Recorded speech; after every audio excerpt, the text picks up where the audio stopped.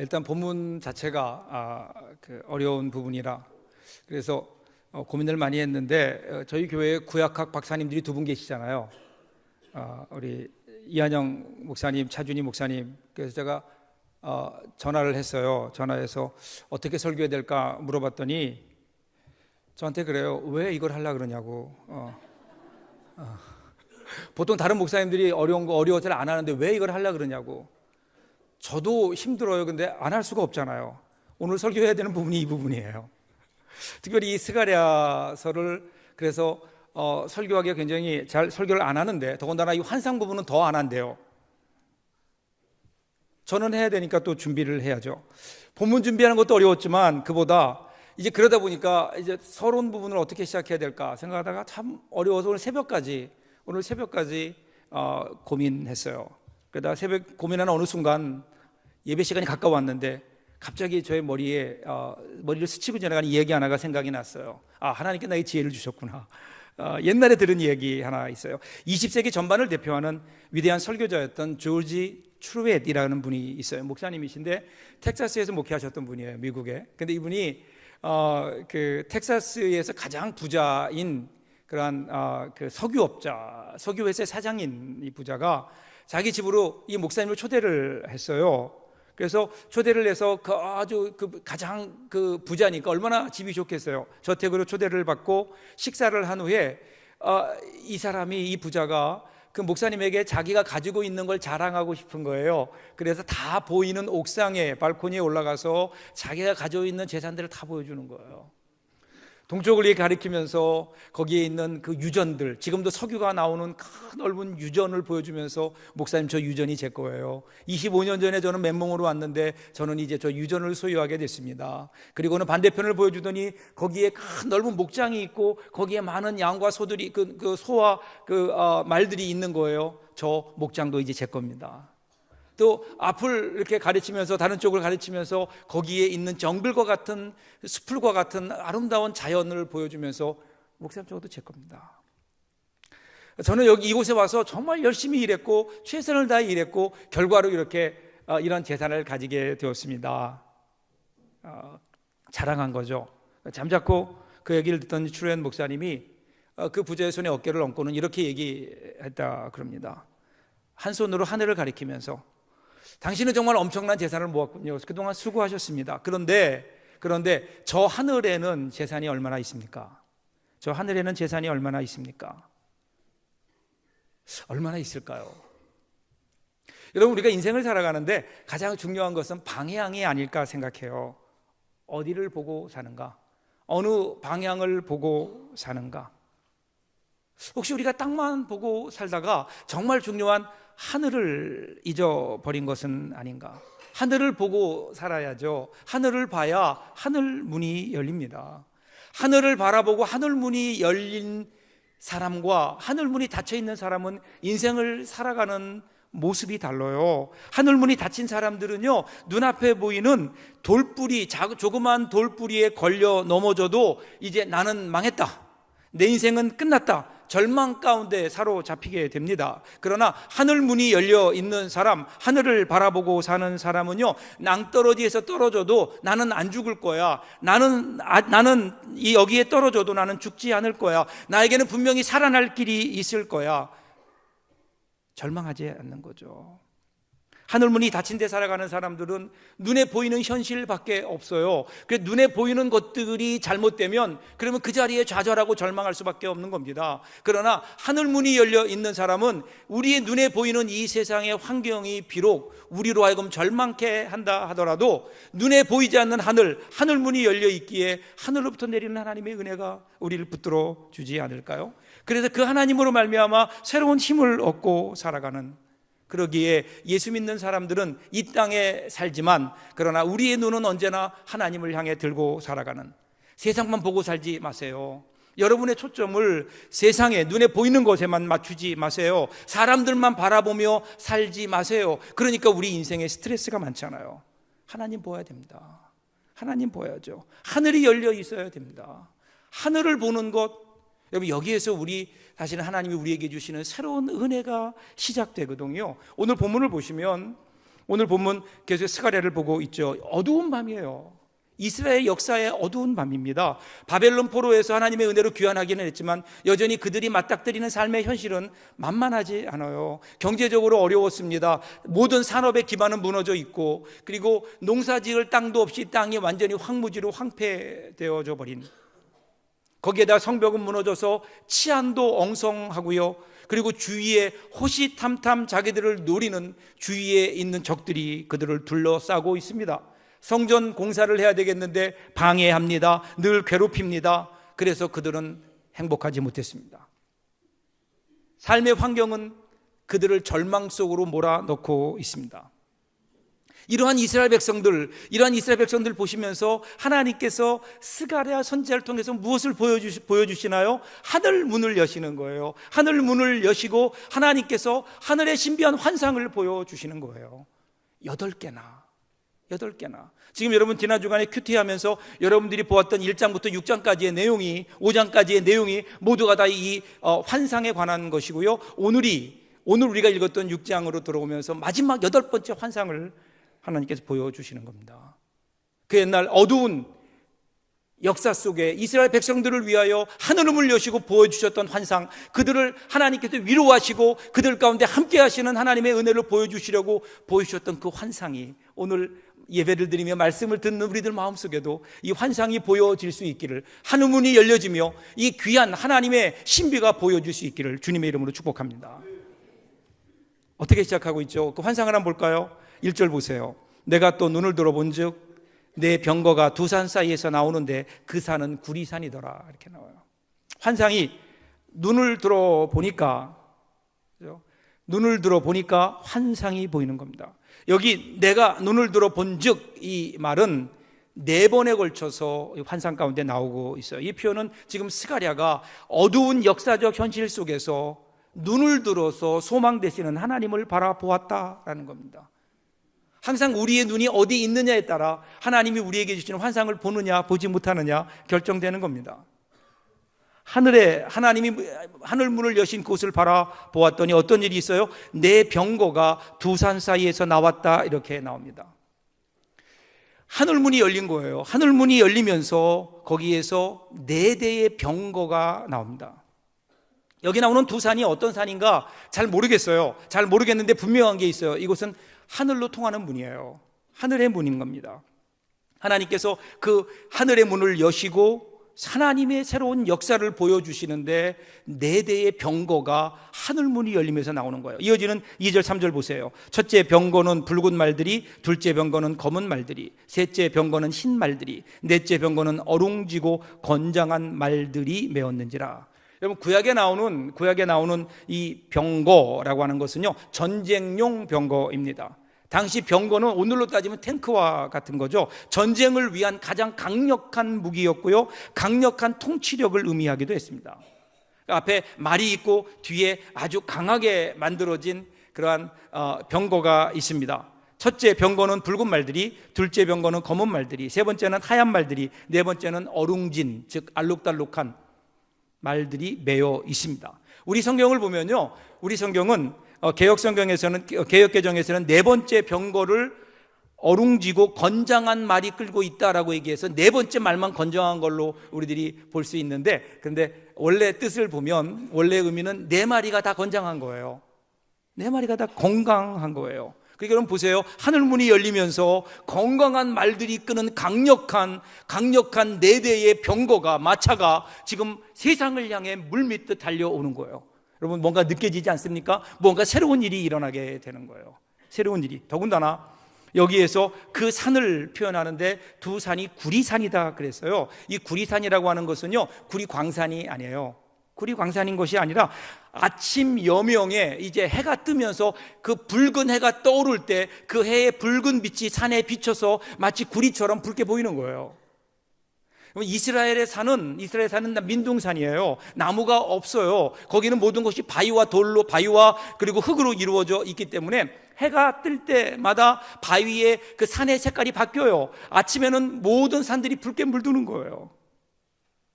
동터오는 아침입니다. 여러분 생각해 보세요. 당시 이스라엘이라고 하는 나라는 역사적으로 한마디로 어두운 밤중이었습니다. 그런데 지금 스가랴가 보는 환상 속에 하나님의 일이 벌어지고 있는 그 배경을 보면 구리산인 거예요. 구리산.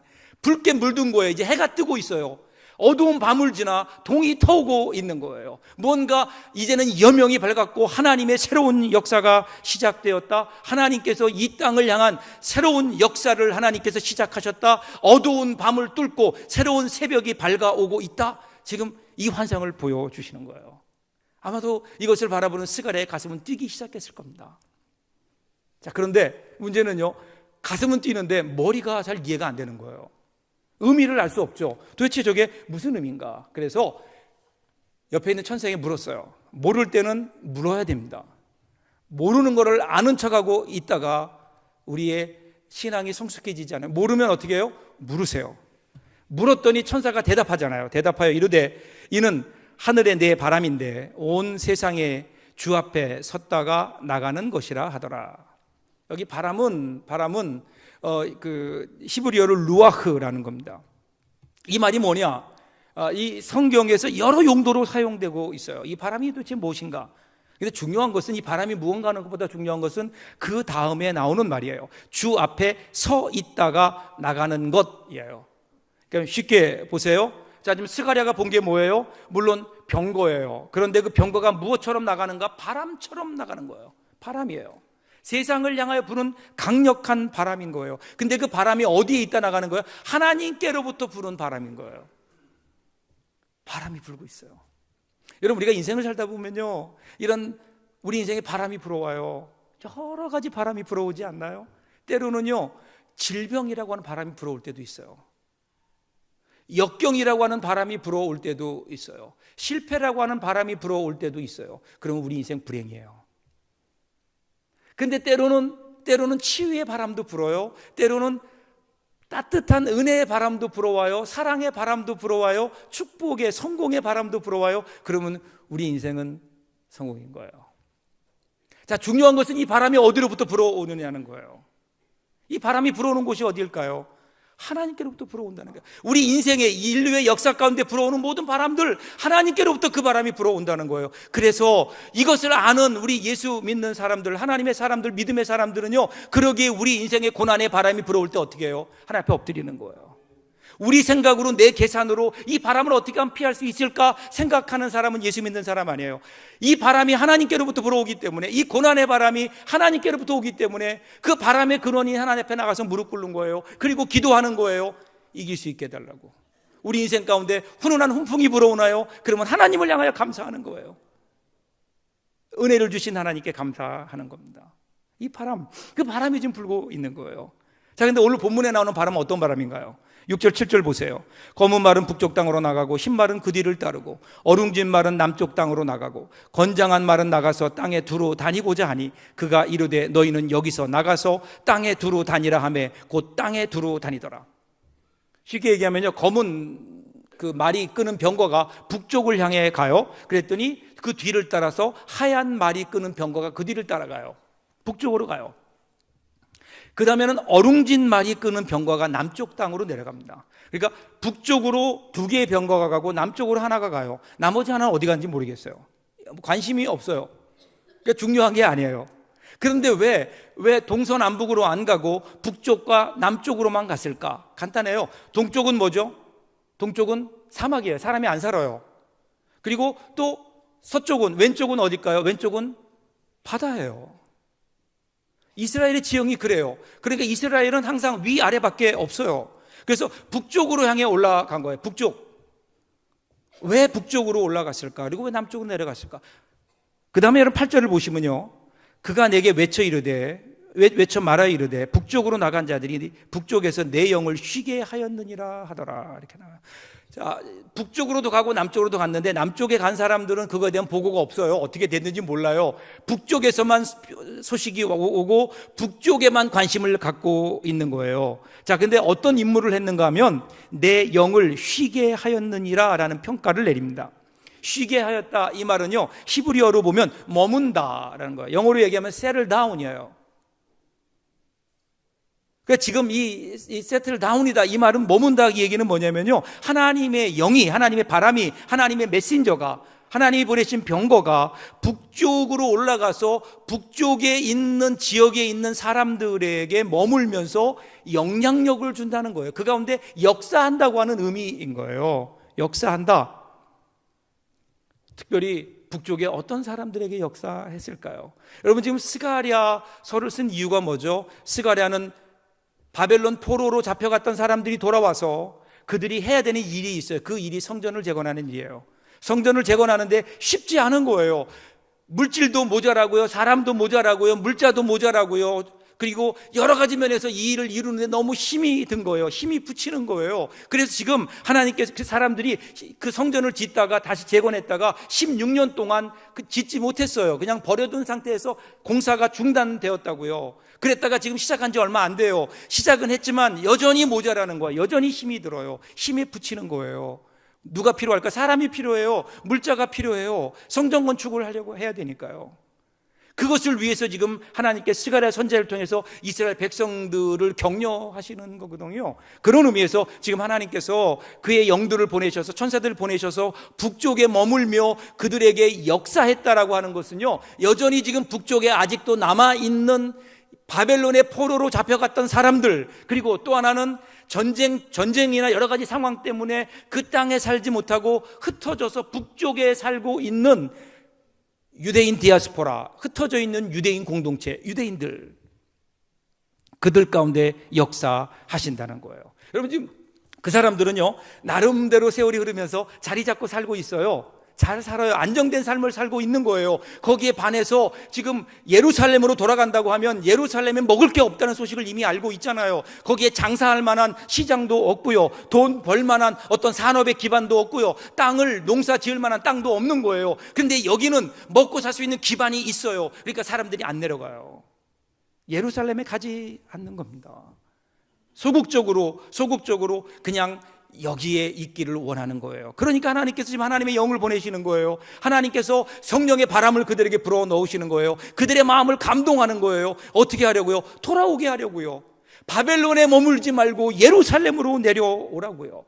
그래서 여러분, 여기 있는 병거는요, 진노가 아니에요. 하나님의 역사입니다. 하나님의 역사.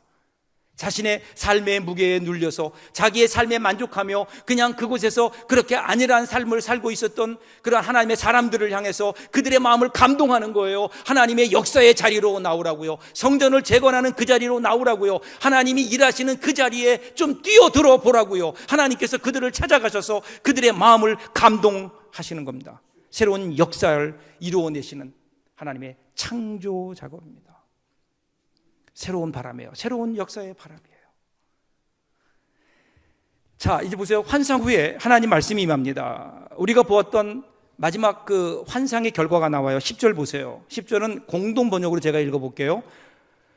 헬라, 헬데, 토비야, 여디야, 스바냐의 아들 요시야가 포로민이 바친 예물을 가지고 바벨론에서 돌아왔는데 너는 오늘 그것을 받으러 가거라, 이렇게 나와요.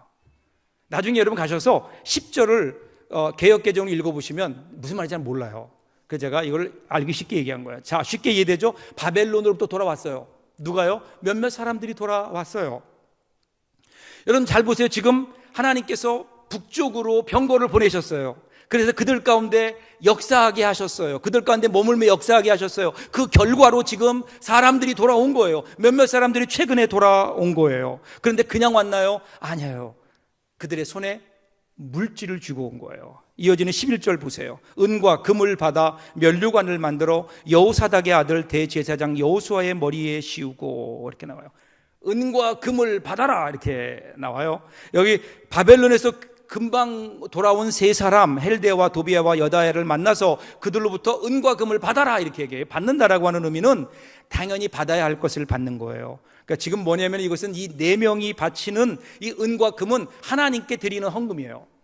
특별한 헌물입니다. 성전 재건을 위해서 그들이 가져온 특별한 건축 헌금인 거예요. 건축 헌금. 성전 재건을 위해서 자기의 물질인지 아니면 그 바벨론에 흩어져 있는 사람들이 헌금해 준 것을 가지고 온 것인지는 잘 모르겠지만 분명한 것은 그들의 손에 은과 금을 가지고 와서 그것을 무엇을 위해 쓰려고요? 성전 재건을 위해 쓰려고 온 겁니다. 이 사람들은 하나님의 역사하심에 감동된 사람들이에요. 감동된 사람들이 돌아온 겁니다. 자, 그런데 문제는 그 다음부터입니다. 그것을 가지고 벽돌을 사고 그것을 가지고 나무를 사서 성전 건축을 잘했다 이러면 얼마나 좋겠어요. 쉬운데. 그런데 하나님이 그렇게 말씀하지 않으세요. 스가랴에게 뭐라고 말씀하시는 거면 그 은과 금을 받아서, 그 건축원금을 받아서 면류관을 만들어라. 면류관은 왕관이에요. 왕관을 만들어서 여호수아, 대제사장이었던 여호수아의 머리 위에 씌우고 이렇게 말하라. 보세요. 이어지는 12절 보세요. 말하여 이르기를 만군의 여호와께서 이같이 말씀하시되 보라, 싹이라 이름하는 사람이 자기 곳에서 돋아나서 여호와의 전을 건축하리라. 여러분 잘 보세요. 포기하지 마세요. 미리 건축원금을 가져왔어요. 성전 건축을 위해서 은과 금을 받은 거예요. 그거 가지고 뭘 했어요? 왕관을 만들었어요. 왕관을 만들어서 누구에게 씌워야 될까요? 왕관은 누가 써야 돼요? 왕이 써야 되는 거예요. 그 당시에 왕은 없었지만 스룹바벨이 다윗의 자손이고, 그리고 스룹바벨이 총독이었어요. 스룹바벨에게 씌워줬으면 좋은데 그게 아니고 누구에게 씌워줘요? 여호수아라고 하는 대제사장에게 씌워줘요. 여기까지도 좋아요. 그런데 대제사장 여호수아에게 씌워주고는 뭐라고 얘기하는 거면, 그 여호수아에게 자, 내가 이걸 씌워줄 테니 네가 좀 힘을 가지고 성전 건축을 해라 이랬으면 좋은데 그게 아니에요. 씌워주고는 또 뭐라고 얘기하는 거면, 자, 성전 건축은 누가 한다고요? 싹이라 이름하는 다른 사람이 또 성전 건축을 한다는 거예요. 이 복잡해요. 오늘 구역장님들 머리 좀 아프실 거예요. 자, 이 싹이 도대체 누구냐? 싹이라고 이름하는 사람이 누구냐? 뭐 스룹바벨이냐? 아니면 여호수아냐? 아니면 이것도 저것도 아니면 누구냐? 뭐 예수님이냐?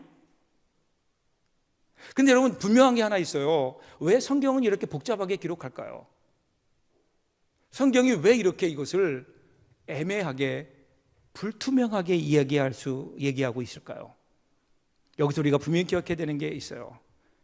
하나님의 뜻이 있는 거예요. 중심 메시지를 좀 바로 알아야 돼요. 중심 메시지는 아무리 시대가 암담해 보여도 하나님께서는 이 땅을 여전히 쥐고 계시고, 이 땅을 여전히 역사하고 계시고, 이 역사의 주인은 하나님이시고 하나님께서 이 땅의 역사를 이끌어 가신다는 거예요. 지금 눈앞에 보이는 성전 건축이라고 하는 것이 우리 유대인들이 볼 때는 도저히 이룰 수 없는 미션 임파서블처럼 보일지 모르지만 하나님 편에서 볼 때는 가능한 일이라는 거예요. 하나님께서 그 일을 이루어 가신다라는 거예요. 하나님께서 그 일을 이루어 가시는데 누굴 통해서 이루어 가세요? 사람들을 통해서 그 일을 이루어 가신다는 거예요. 헌신하는 사람들, 하나님의 영에 감동된 사람들을 통해서 하나님께서는 이 땅의 역사를 이루어 가신다.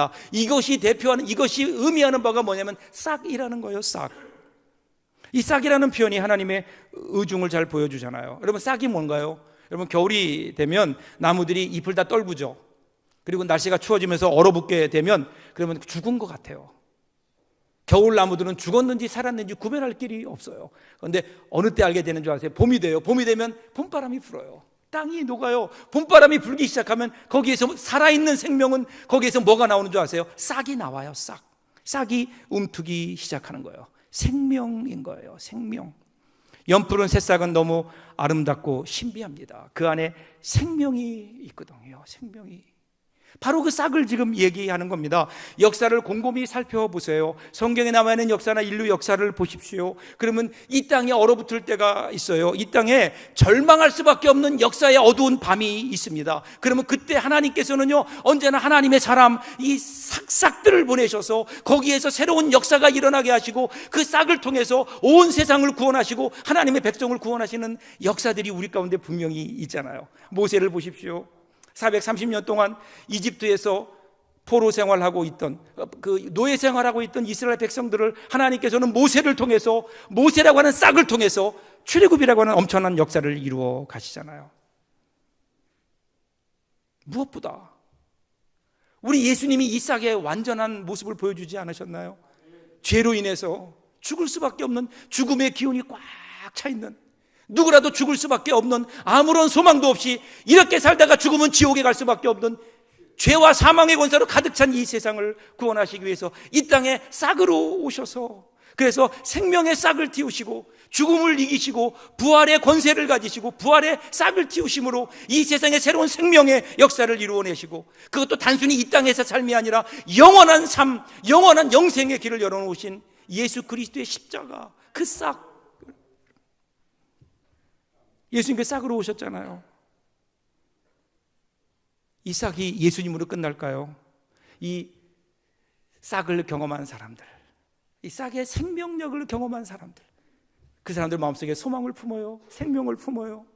그리고 이 땅에 작은 싹으로 살아가는, 역사의 어두움을 이겨내는 힘이 바로 여러분 그 싹 안에 있어요. 싹 안에 있어요. 이 하나님의 예수 그리스도의 생명에 충만한 사람들이 이루어가는 이 새로운 역사, 14절 보세요. 이 싹들의 모습이 나옵니다. 그 면류관은 헬렌과 도비아와 여다야와 스바냐의 아들 헨을 기념하기 위하여 여호와의 전안에 두라 하시니라. 여호수아에게 주었던 그 면류관을 어디에 두라고요? 여호와의 전안에. 왜 그런 줄 아세요? 기념하려고요. 4명의 사람들, 이 싹, 예수 그리스도의 생명을 의미하는 이 싹들이 분명히 있잖아요.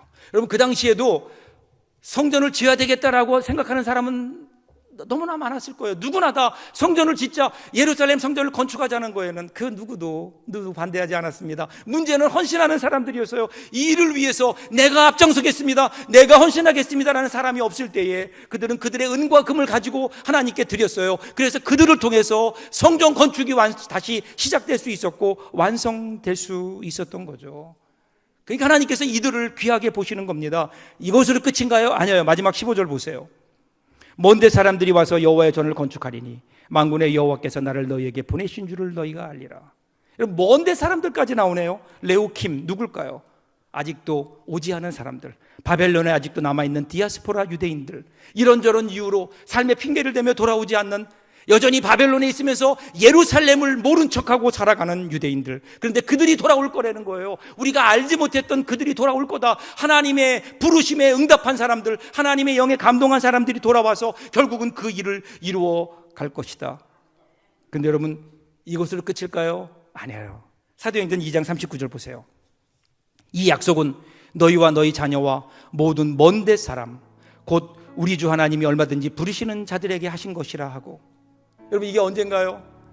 그리고 또 수백 년의 세월이 흘렀어요. 근데 그때도 여전히 하나님의 바람은 불었어요. 하나님의 성령의 바람은 불었어요. 그래서 드디어 오순절 광장에서 그 바람이 불게 되고 세계 도처에서 모여든 수많은 이방인들에게 베드로가 성령의 감동으로 했던 설교의 내용 아니에요? 거기 보면 누가 나오나요? 먼데 사람이 거기에 또 나오고 있다고요.